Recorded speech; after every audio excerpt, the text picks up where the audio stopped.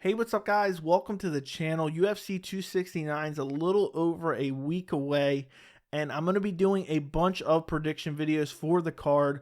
But opening up the main card, we have a bantamweight fight between Sean O'Malley and Raulian Paiva, and this is going to be my full breakdown and prediction for that fight. And after I get through my breakdown and prediction, I'm going to talk about something that the Sean O'Malley cult has been doing with the narrative of this fight that I think is particularly egregious. But first, let's talk about the breakdown and prediction. You look at the tail of the tape, neither one of these guys is currently ranked. There was a big deal made out of the fact that Paiva was ranked number 15 when this fight was initially announced, that Sean O'Malley was making his way up the rankings, but that's no longer the case. Sean O'Malley is 27, while Raulian Paiva is 26. O'Malley's 5'11", Paiva is 5'8". O'Malley has a 72-inch reach, while Paiva has a 69.5-inch reach. So if you look at Paiva first, he's on a 3-fight win streak, and his last fight was against Kyler Phillips, July of this year, on the TJ Dillashaw versus Corey Sandhagen card, and he won by majority decision. And honestly, he was gifted this decision. In the first round, Kyler Phillips just absolutely smashed Raulian Paiva, hurt him 3 to 4 times, almost finished him at the end of the first round, but Paiva was saved by the bell. And this round should have been a 10-8. It was a 10-8 if I've ever seen one.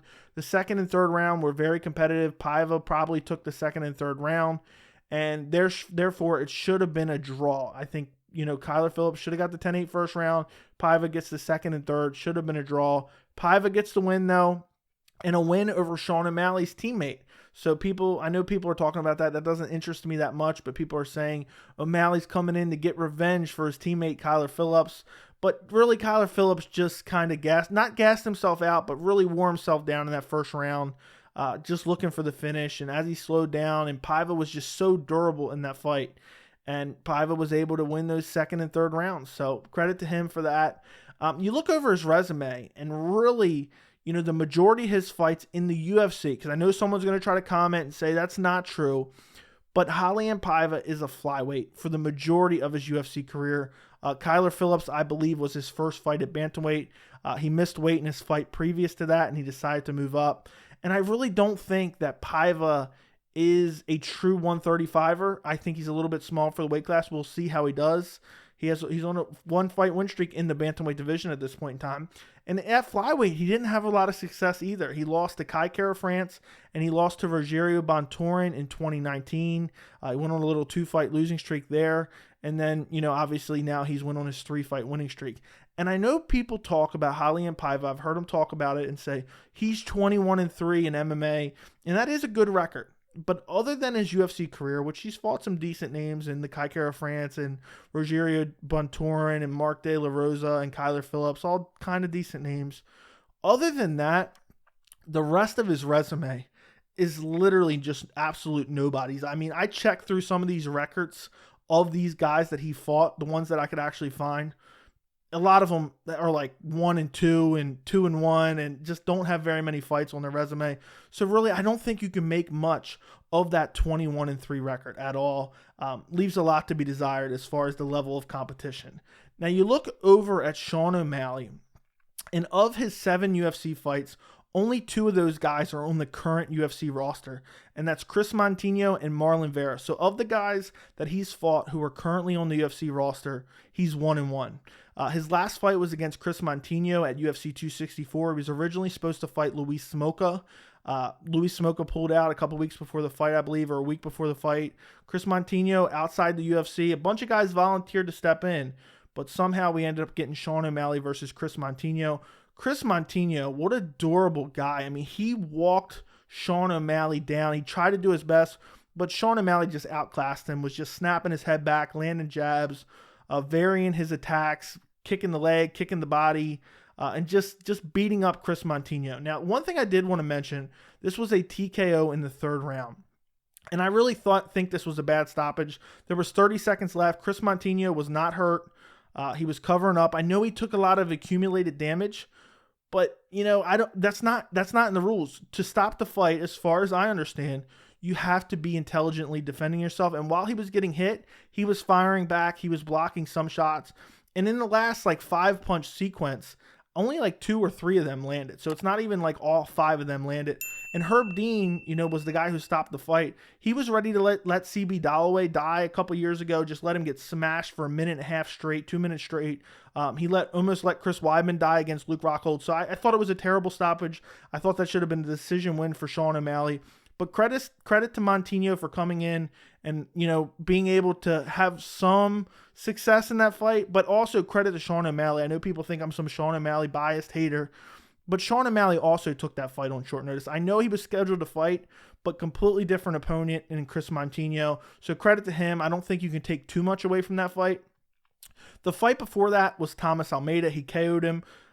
Almeida was out with injuries, and then he comes back. He was already on a 3-fight losing streak. He comes back. Sean O'Malley just outclassed him, KOs him in the 3rd round. He actually almost KO'd him in the 1st round, but didn't follow up. He wanted to walk-off KO. And he wanted to walk-off KO in the 3rd round as well, and he didn't follow up. The ref didn't stop it, and then he did follow up and just dropped a massive bomb on Almeida and just KO'd him. Before that, he fought Marlon Vera. This was in August of 2020 at UFC 252. And in this fight, and, I know Sean O'Malley made a bunch of excuses afterwards, but Marlon Vera kicked Sean O'Malley's legs off. He hit that, that nerve behind the knee. Sean O'Malley's leg, he got the drop foot. Leg was numb, could not walk. Ends up falling to the ground and getting flash KO'd with elbows. Then he was stretchered out of the cage with no serious injury. And then afterwards, he made nothing but excuses. I was getting ready to, to beat up Marlon Vera and this and that. And that just really rubbed me the wrong way. Because if you can't accept where you had flaws, how are you going to improve for the future? And also, other than Marlon Vera, if you look at Sean O'Malley's entire resume, he's literally fought nobodies. I mean, I know some people argue with me and said, Eddie Wineland's a legend. Eddie Wineland's at the tail end of his career at this point. Thomas Almeida hadn't been relevant in literal years when he beat him. And Chris Montino was unsigned to the UFC and is even said he's probably going down to flyweight after that fight.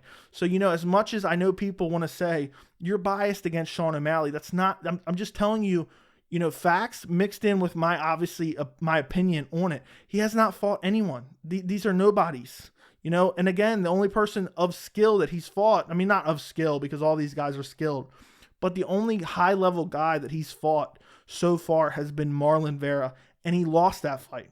He lost it badly too. He's flash KO'd and then stretchered out of the cage. So it's really hard for me to gauge Sean O'Malley's skills, but also I'm not, so biased because I know people are going to say it. Sean O'Malley has looked good in the striking in his performances, but again, it's not against the most elite competition. So for my prediction for this fight, because I've really, considered it back and forth. Can Paiva beat him? I know I've been a little bit dismissive of Sean O'Malley's skills. I think he's a skilled fighter. But the level of competition, there's a big difference between looking amazing on the feet against Chris Montino and looking amazing on the feet against a guy like, Piotr Jan or Aljamain Sterling or Corey Sandhagen or TJ Dillashaw. There's a big difference. Now, Raulian Paiva, I think, is a slight step up from all these other guys, but I don't think it's this massive step up that some people are insinuating, and we're going to get to that in a second. But my official prediction for this fight, I think Sean O'Malley via KO in the 1st round. I just think Raulian Paiva, he's super durable, but Sean O'Malley's just so long, and he's so accurate, and he has good power. And, you look at Paiva's striking skills. He leaves himself so susceptible. He comes in with sloppy punches, and, he likes to put the pressure on guys and throws combinations, but he leaves his chin out there. And I just really think, when you look at Sean O'Malley's skill set, I just think he is far superior to Raulian Paiva on the feet. I don't think Paiva's not this great grappler wrestler. I mean, he likes to push guys against the cage and kind of hold them there, but it's not like he has great takedowns. I think he's undersized compared to O'Malley. I think O'Malley's the bigger, stronger guy in there. And so really, I think this is going to come down to striking, and I think O'Malley is a far superior striker. And that's why I was disappointed with this match initially, just because I want to see O'Malley test it against some of that legit talent, top 10, even top 15. And I know Paiva was technically ranked 15, but there's plenty of guys out there, even outside the top 15, who I think are much better test for Sean O'Malley. And I just think Sean O'Malley's going to go out and beat up Raulian Paiva and finish him in the first round. I just think he's too accurate. And I just, I hope after this fight, we actually get to see Sean O'Malley test it. The only way I see Paiva winning this fight, Sean O'Malley has that little bit of a durability issue with his legs. In the Marlon Vera fight, he had problems. He had the Liz Frank injury before. I think that's what it's called. I think that was in his debut in the UFC where he was out for a while. I think he had an ACL injury at one point. I'm not 100% sure on that. But, the key to beating Sean O'Malley, Chris Montinho tried it in his fight, had a little bit of success. Almeida had a little bit of success in his fight as well. Marlon Vera obviously had the most success, is to chop O'Malley's legs down brutally. It starts to slow him down. He doesn't like dealing with the pressure too much either. If you can get in his face and pressure him. Raulian Paiva is super durable. So if he can survive the first round, maybe he can pull off what he did against Kyler Phillips. Survive the first round, win the second and third. Maybe O'Malley kind of tires himself out, beating Paiva up in the first round, but I don't see that happening. O'Malley has nasty power. That's one thing we can all agree on. I mean, he's just KOing guys in the bantamweight division left and right. Again, not the best talent, but he's KOing him nonetheless. He has knockout power, and I just think Paiva comes in. He's going to be the smaller guy. He's a little bit sloppier. O'Malley's going to find those openings. He has great feints. And he also has a great variety of attack. I mean, O'Malley doesn't just stick to one thing. He will throw oblique kicks. He will throw heavy leg kicks, teep kicks to the body, head kicks, mixing it up with his hands, throwing a lot of feints. And I just really think he's going to pick Paiva apart. And O'Malley also has pretty good footwork as well. So as much as I'm, some people think I'm downing him, I really do think he has a great base of skills.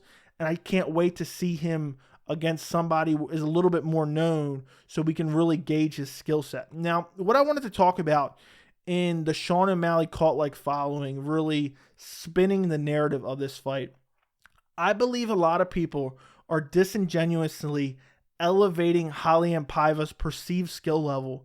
They're pretending like he's a lot better than he truly is, so that when Sean O'Malley beats him up, they can say, what a great win for Sean O'Malley. And they think they're sneaky, but they're truly not.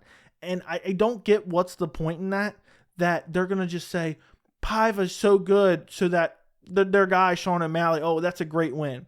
And, on the flip side, if somehow, again, I don't think either one of these guys is particularly proven. Obviously, I've seen enough from Sean O'Malley to predict him to win in the first round via KO. But if Raulian Paiva goes out there and beats him, they can say, oh, well, Raulian Paiva is an elite level fighter. We were saying that even before the fight. So they can't down him, because if Sean O'Malley somehow loses to him, gets stopped or whatever, it's not going to look very good. I think that's highly unlikely. I think the only way Paiva wins is, again, the Kyler Phillips route, where he absorbs a lot of damage in the first round. O'Malley kind of tires out, starts looking up at the clock like he was in the Chris Montinho fight. And Raulian Paiva just starts walking him down, throwing combinations, kicking the legs, and winning that second and third round, and maybe getting gifted a decision after a 10-8 first round. That's the only way I see him pulling it off. But after this fight, if Sean O'Malley gets the win, I really want to see him take a step up in competition against some elite talent. I mean, this will be his 8th fight in the UFC, if I remember correctly. And, I'm ready. It's time, and I know people are saying, well, what do you mean? He's unranked fighting an unranked guy. Why do you want to see him test it? Sean O'Malley talks an awful lot, and he's always talking about, Piotr Jan, and a while back he was talking about Cody Garbrandt. And his fans also act like he's championship material. Then on top of that, he's a very popular fighter. So we know popular fighters can get fights that lesser fighters would not be able to get. So Sean O'Malley can find someone in that top 10 to fight him, regardless of his ranking. He's not going to have trouble, because people are going to want to make their name off of Sean O'Malley. And so I really believe the UFC wants to make it. If Sean O'Malley wanted it, I think they'd be able to find someone in that top 10 to make that next fight for Sean O'Malley. And if he can get, string together, let's say 2 impressive top 10 wins, I think he's right up there for a title shot. And the bantamweight division is one of the most stacked divisions in the UFC. I believe it's the best division in the UFC. So we'll see what happens. Let me know in the comments, what are you guys predicting for this fight? Does anyone have Raulian Paiva? Am I crazy? Don't forget to like the video, and thank you so much for watching.